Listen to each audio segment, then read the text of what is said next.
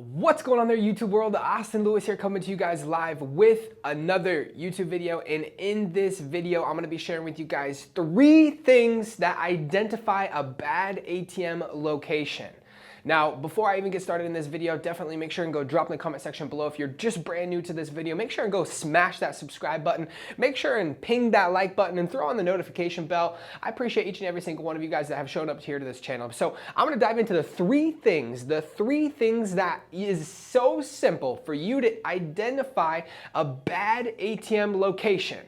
Now, I personally, Austin Lewis, have had multiple trials and errors on identifying bad locations. In fact, I'll tell you guys a quick story.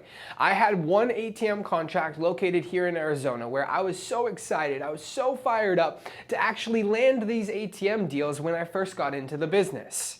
Now, mind you have it, I knew nothing about these locations. I just had one of my friends actually that actually scouted the location for me, brought it to me and said, Austin, they have 20 some locations. And I said, absolutely no problem. I will put 20 ATMs in there. So, after some convincing and some adjusting to how much I was going to be paying for these 20 ATMs, I was like looking at all of the dollars. I was looking at all of the money just flowing down, which you guys will see here on the screen. Just money falling. And that's exactly what I thought that was going to happen.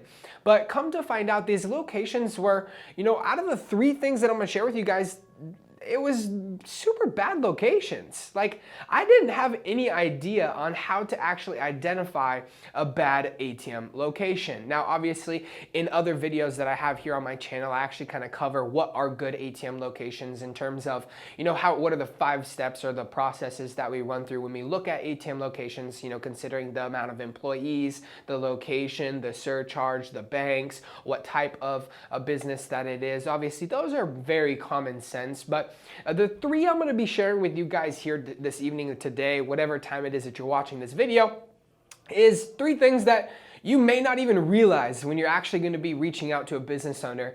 And these 3 things are ultimately crucial for when it comes to the ATM business and really identifying a good ATM location. Now, when I was young in my career, and honestly, this might be you, if you're getting into the ATM business, I was so greedy. I wanted every single location. I didn't care what location it was. I just wanted 100 ATMs just rocking and rolling. Now, obviously, what I didn't know about having 100 locations just rocking and rolling and not being able to identify these bad locations is I just didn't know that some ATMs just literally wouldn't do any transactions. And I actually realized that, and unfortunately, I had to find out the hard way.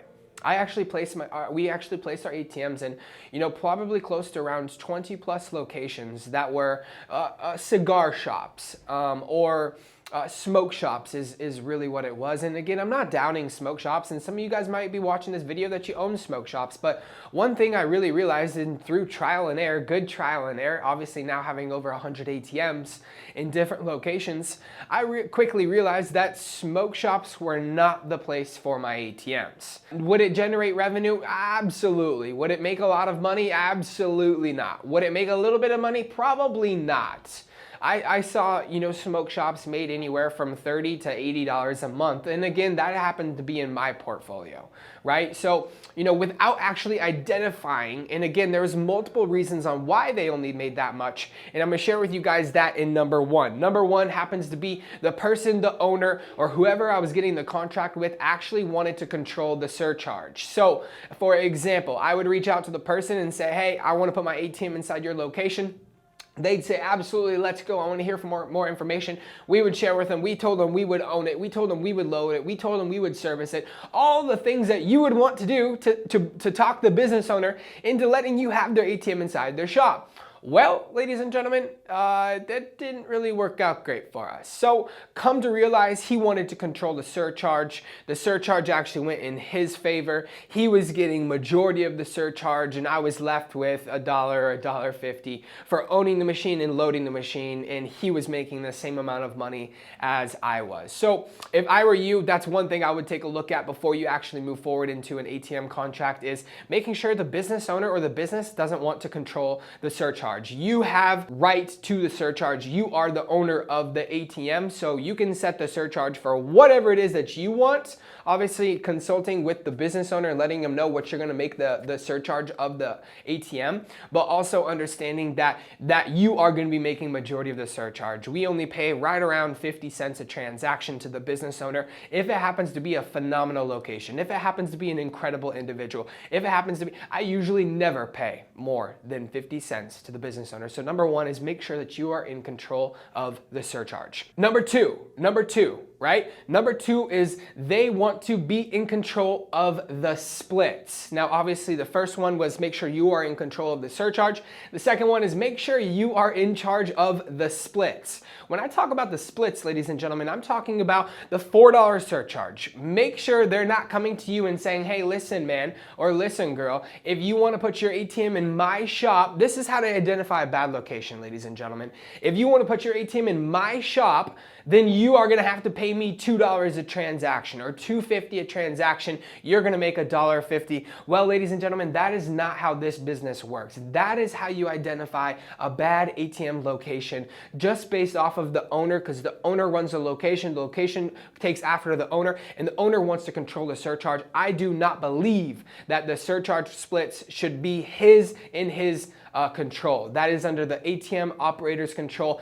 You guys decide what the split is going to be. Again, if you want to offer that business owner $1, so be it. That's totally up to you. Have I ever done that? No. Would I ever do that? Depending on the location, if it was a dispensary or if it was, you know, a high bar, or if it was some location that I knew was going to have high traffic, fairs, for example, or something like that, sure, I'll give them $1, right? As long as I know it's going to generate more revenue. So number two was make sure you are in control of the splits and nobody else. Lastly, number three, ladies and gentlemen, this is how to identify a bad ATM location. Number three is you need a contract, but your contract has a length of time. Make sure that this business owner does not control the length of time. So for example, the minimum amount of time that I get my ATM contract signed for is 3 years. So for 3 years, if I put my ATM in your location for a minimum of 3 years, my ATM is going to be able to sit in your location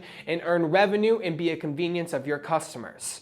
Now, obviously, I know a lot of individuals that might be watching this video. You might be saying, hey, I only do a year contract. That's totally cool. We've done year contracts before. We try to stay away from year contracts.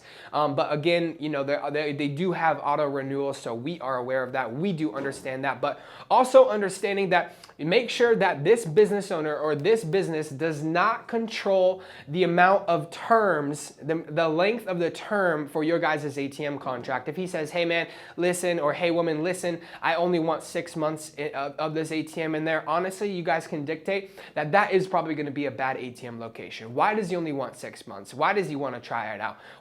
Is he lying to me about his numbers, his amount of people that comes into the business? Is he lying to me about that he's been wanting an ATM or he needs an ATM? Some business owners just want to make free money, just want to make free revenue for having an ATM inside their location doing absolutely nothing. Now, obviously, I'm not downing business owners. I'm just trying to look out for an ATM operator like you and say, hey, make sure that you can control the term of length, right? Make sure you are the person that is actually in control of those 3 things that I share with you guys, because that is what's going to dictate a good or a bad ATM location. Ladies and gentlemen, Austin Lewis here. Hopefully you've got value in this video. If you guys have, make sure and go smash that thumbs up. Make sure and drop in the comment section below what you guys like to see in the future videos. Make sure and go smash that subscribe button, put on that notification bell, and Austin Lewis here saying we'll see you guys in some future videos.